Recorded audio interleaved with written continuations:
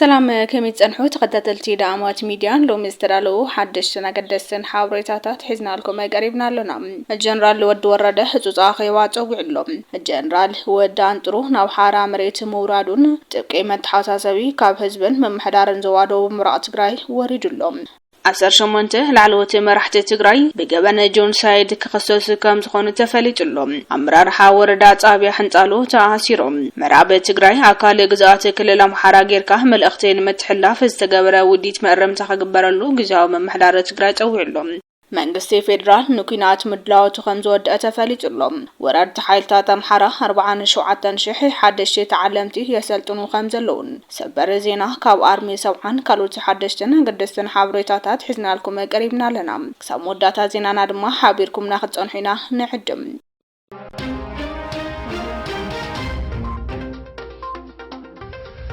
بقدامነት መንግስት ፌደራል ንኩናት ምድላዋቱ ከም ዝወደአ ተፈሊጥሎ ኩሉ ሰብ ክፈልጦ ዘለዎ ዳግማይ ኩናት ክጅመረ ከም ዝኾነን በጽግና ንትግራይን ኤርትራን ኩናት ዝኸውን ሙሉ ወታደራዊ ምድላዋቱ ከም ዝገበረ ተፈሊጥሎ እዚ ኩናት እንተተወሊዑ በቀሊሉ ከም ዘይምለስን ብዙሕ ሰብ ብምብላዕ ሓድሽተ ሃገራት ፈጥር ካርታ ምስራቅ አፍሪካ ዝቀያይር አሰላልፋ ዓድታት ዘዛብዕ ሓደገኛ ኩናት ከም ዝኾነ ይግለጸሉ ስለዚ ምእንቲ ህላውና ክንብል ናግደን ክንመዓራርለና ክብሉ ተፈላልዩ ተጋሩ ርእይቶም ይገልጽሎም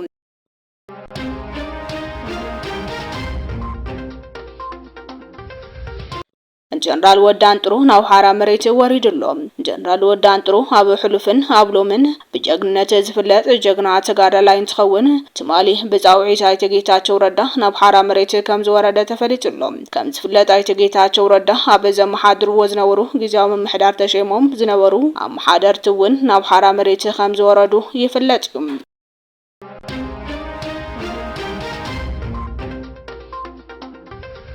بقالي حابرتا تبقي متحاسسبي كاب حزبن ممحدارن زوادو مرا تግራይ ወሪድሎም በጀነራል ታደሰ ወረደ ዝምራሕ ልዕሊ ኮረ ዝበሃል ዘይሕጋው ዳበም ተደጋጋሚ ማህተም ኣብ ምዕራይ ዝተፈላልዩ ሓሳባት ዝሓዙ ኣብ ምህንዳድን ምሽቅራርን ተጸሚዱ ሰራዊትና ወሓስላውና ካብ ምዃኑ መጠን ኣብ ዓበይቲ ናይ ህልውና ጉዳያት ከይውዕል ጽረ ህዝቢ ኣብ ዝኾኑ ምንቅስቃሳት ክጽመድን ጸገም ትግራይ ክጋደድን ነንባዕልና መቃቂሉ ሓይልታትና ከዳኸም እናገበረ ከም ዝመጸ ዝፍለጥ ፍላይ ድሕሪ ጥሪ ብዕሊ መፈንቅለ መንግስት ክግበር ድሕሪ ምውሳኑ ሕግነ ስርዓትን ክኽበር ኣብ ልዕሊ ዝቃለሱ ሰላማውያን ሰባት ኣብ ሰሓርቲ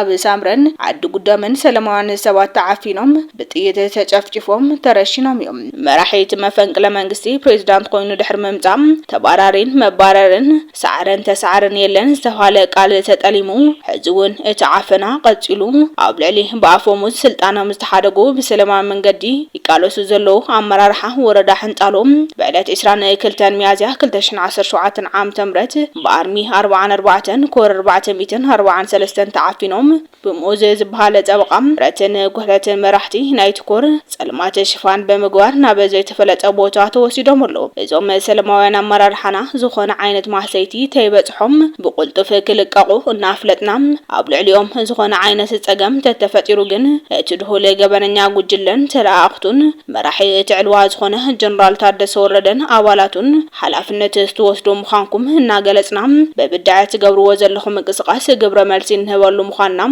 በዘጋጣሚ ክንገልጸልኩም ንፈትኹ ብሉ ገሊጾም ኣለዉ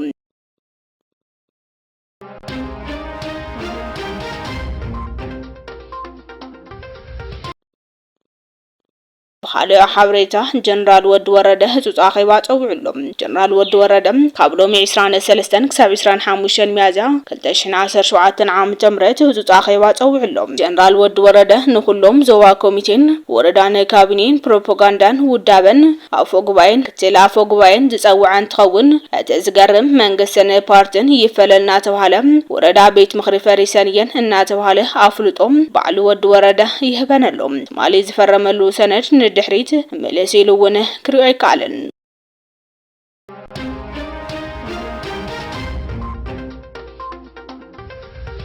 بخالو حابريتا سبر زينا كاب ارمي 7 بشفاتو استسرقه 108 ዝኾና ከፍቲ ምዕራብ ትግራይ በአርሚ 7 አበ ቀይዲ ውዕለን ኣለዋ እተን ከፍቲ ካብ ምዕራብ ትግራይ ከባቢ ዳንሻ በሸፋቱ ኮንትሮባንድ ክሰግራ እየን ተታሒዘን ንኣስታት 4 ዓመታት አበ ተከዘ ሸረሪና ዝዓረደ ሓየተ ሰራዊት ትግራይ በሸፋቱ ዝተኸተራ 108 ከፍቲ በሰላማዊ መንገዲ ንሰዋና አረኪብሎም ሰዋና እተን ከፍቲ ናብ አርሚ 7 መጽም ዝምልከቶም ጀጋኑ ተጋደልቲ አድላይ ምጽራይ ተገይሩ በመቀጻል ድማ ምስ ዝምልከቶም አካላት ብዝተገበረ ምርዳእ ዋነተን ምስተረጋገጸ ሰዋና ምስ ገፍቶም በخبሪ ተሰንየምሉ ኣብ ትሕቲ ጸላ ዘሎ ህዝቢ ምዕራብ በአርሚ 7 ንስተገበረሉ ሰናይ ተግባር ምስጋኑ ቀሪብሎም በጸላቲ ናይ ሓሶት ፕሮፓጋንዳ ዝፈልጥዎን በአካለ ተረኺቦም ዘረጋገጽዎ ሓቂ ተቃራኒ ምዃኑ ዝገለጹቶም ከፍቶም ዝተመለሰሎም ወገናት አርሚ 7 ፍጹም ህዝባ ኃይሉ ምዃኑ አረጋግጽና ኣለና ይብሉ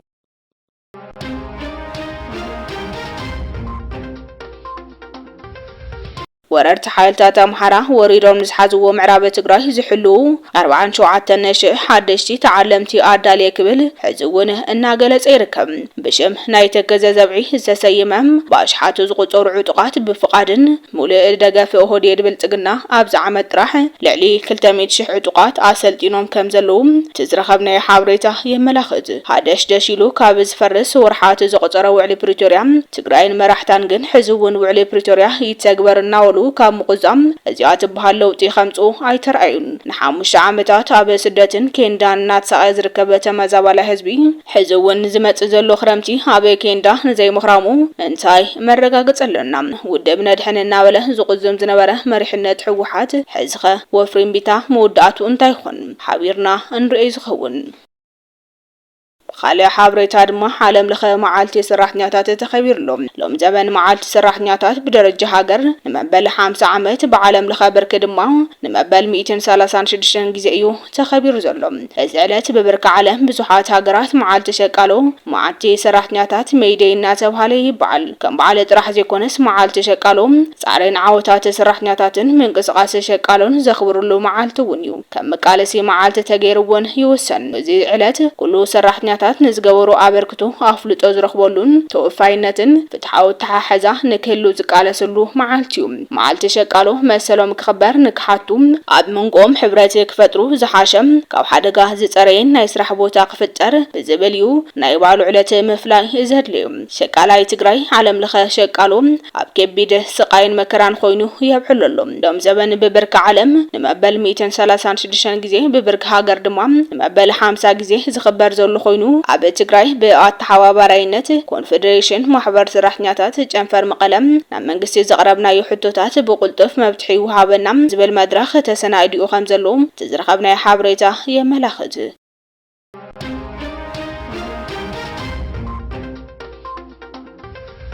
18 ላዕሎት መራሕቲ ትግራይ በገበን ጆኖሳይድ ክሰሱ ከም ዝኾኑ ተፈሊጥሎም ዶክተር ደብረጽዮን ገብረ ሚካኤልን 18 ላዕሎት ፖለቲካውን ወታደራውን መራሕቲ ትግራይ ከምኡውን ብፌደራል መንግስቲ ዝተመዘዙ 64 ጊዜያዊ አመራርሓ ሰራሕተኛታት መምሕዳር ኣብቲ ካብ ጥቅምቲ 2013 ክሳብ ጥቅምቲ 2015 ጸንሐ ደማዊ ኩናት ትግራይ ብናዓለት መጥፋእ ተኸሲሶም ይብል ሕዚ ዝወፀ አዲስ አድማስ ጋዜጣ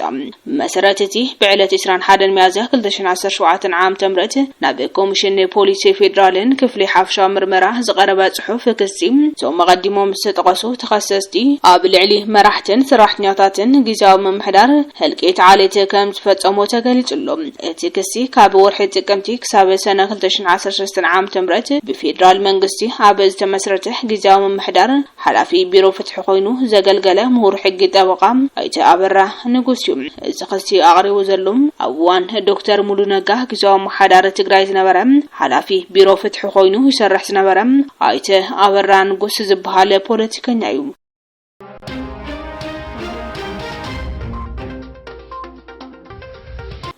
አመራርሓ ወረዳ ጣብያ ሕንጣሎ ተኣሲሮም ትማል ዕለት 22 ሚያዝያ 2017 ዓም ተምረት ኣብ ጣብያ ተኽለወይኒ ናይ ህዝቢ መድረኽ እናካይዱ እናሃለው ናይ ወረዳ ሕንጣሎ ጣብያ አመራርሓን አምሓዳር ወረዳን ዝርከብዎም በአባላት ሰራዊት ትግራይ ተንልቀ ሰዓት 9:20 ከም ዝተኣሰሩ ተፈሊጥሎም ምዕራብ ትግራይ አካል ግዛታት ክልል አምሓራ ጌርካ መልእኽትን ምትሕላፍ ዝተገበረ ውዲት መረምታ ክግበረሉ ይግባእ ክብል ጊዜያዊ ምምሕዳር ትግራይ አፍሊጡሎ ምዕራብ ትግራይ አካል ግዛት ክልል አምሓራ ከም ዝኾነት ጌርካ መልእኽቲ ንምትሕላፍ ዝተገበረ ውዲት መረምታ ክግበረሉ ከም ዝግባእ ጊዜያዊ ምምሕዳር ትግራይ ኣብ ዘውፅኦ መግለፂ ተሓሳሲቡሎ ከም ዝፍለጥ ከም ህዝቢ ንህልውና መሪር ተጋድሎ ክነካይድ ድሕሪ ምጽናሕ ዘላቒ ተጻውኦ ጠጠው ብናይ ምዋል ውዕሊ ተኸቲሙ ኣብ ክልልነት ውዕሊ ኮይና ሰላማውን ፖለቲካውን ቃልሲ እናካይድና ምዃንና ኩሉ ዝርዳእ እዩ ምንተ ዘላቒ ሰላም ክበሃል ሕገ መንግስታዊ ወሰነ ትግራይ እንተይ ተረጋገጸ ኣብ ትሕቲ ወራርቲ ዘሎ ኾነ ኣብ መዕቆቢ ማእኸላት ዘሎ ህዝብና ንምግላጹ ዘደንጹ ህይወት እናሓለፈ ከም ህዝቢ ተወሰኽቲ ዋጋ እናኸፈልና እውን እንትኾነ ውዕሊ ፕሪቶሪያ ብሙሉእነት ክፍጸም ካባና ትጽቢት ዝግበር ኩሉ እናፈጸምና ንርከብ እንተኾነ ግና ሓደ ናይ ፌደራል መንግስቲ ሚድያታትን ናይ ክልል አምሓራ ሚድያታት ኮሙኒኬሽንን ሕገ መንግስቲ ተሃገረን ውዕሊ ፕሪቶሪያን ጸባን ብዝጥሕስን አገባብ ምዕራብ ትግራይ አካል ግዛታት ክልል አምሓራ ከም ዝኾነ ተገይሩ ተደጋጋሚ መልእኽትታት ክሓልፍና ተገበረ እዩ ኣብ ወርሒ ሚያዝያ ጥራሕ ካብ ዝተመሓላለፉን ምጥቃስ ብጽሕፈት ኮሙኒኬሽን ክልል አምሓራ ኮርፖሬሽን ብሮድካስት አምሓራ 8 ሚያዝያ 2017 ዓም ተምረት የተከዜ ትውልድ የተከዜ ዘብነት በተግባር ማሳየት ይጠበቅበታል ኣብ ትሕቲ ዝብል አርእስቲ ኣብ ዘርግሕዎ መልእኽቲ ሕሞራ አካል ክልል አምሓራ ከም ዝኾነ ገይሮም ብምቕራብ ብግልጽ ንውዕሊ ፕሪቶሪያ ዝጻባን ሕገ መንግስቲ ተሃገር ዝጥሕስን ኣዝዩ ሓደገኛ መልእኽቲ ኣመሓላሊፎም እዮም ካለ ፕረስ ኢትዮጵያ ክፍሊ ቋንቋ ትግርኛ ብወገኑ 1 ሚያዝያ 2017 ዓም ተምረት ኣብ ዘቃልሖ ዜና ክልተ ዞባታት አምሓራ ማለት እውን ጎንደር ሕሞራ ዘራኸብ ፕሮጀክት መንገዲ ይጽገን ምህላው ብምግላጽ ሕሞራ ኣካል ክልል አምሓራ ገይሩ ብምቕራብ ተመሳሳሊ ሓደገኛ ዜና ሒዙ ወፂኡ በተዛማዲ ብ20 ሚያዝያ 2017 ዓም ተምረት ከተማ ጎንደር ንመልማዕ ብዝብል ኣብ ከተማ አዲስ አበባ ሸራተን አዲስ ላልኦት ሓለፍቲ ፌደራል መንግስቲ ኣብ ዝተረኸቡሉ አጋጣሚ ኣብ ዝተሳለጠ እቶት መተኣኻብ ቴሌቶን ብስም ወልቃይት ፀገዴን ሰቲት ሕሞራን ወፍያ ከም ዝተበርከተ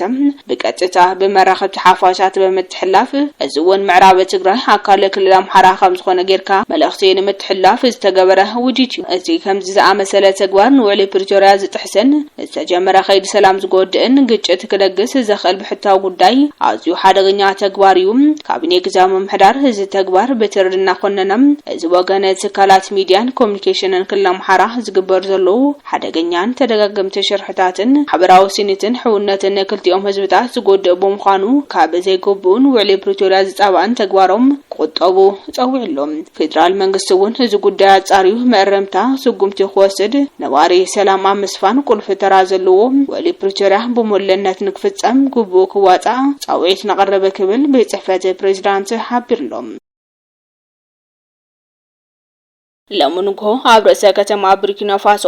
አዋድጉ አበዝርከብ አደባባይ ሱራ ባሽሓት ዝቁጠሩ መናእሰይ ተኣኪቦም ንፕሬዝዳንት ካፒቴን ኢብራሂም ትራኦል ዘለዎም ደገፍ ዝገልጽ ሰልፍ ካይዶምሎ ተወሳኸውን ኣብ ጋምቢያ ኬንያ ኒውዮርክ ካናዳ ፓሪስን ካልኦት ብዙሓት ቦታታትን ውን ትራኦል ዝድግፍ ተመሳሰልቲ ሰልፍታት ይካየደሉ እዚ ናይ ሎሚ ሰልፊ ኣነ አፍሪካዊ ንትራኦል ድማ ይድግፍ ኣብ ትሕቲ ዝበለ ቴማ ዝካየድ ዘሎ ኮይኑ ቅድመ 2 ሰሙን ስርዓት አሜሪካ ፕሬዝዳንት ካፒቴን ኢብራሂም ትራኦል ወርቂ ቡርኪና ፋሶ ንነፍሱን ንስርዓቱን ንምክልኻል ተጠቂሙ ክብል ድሕሪ ምኽሳሱ ብጉድሳት አፍሪካውያን ንክስታት ምዕራባውያን ንመንጻግ ዝተዳለወ ሰልፊ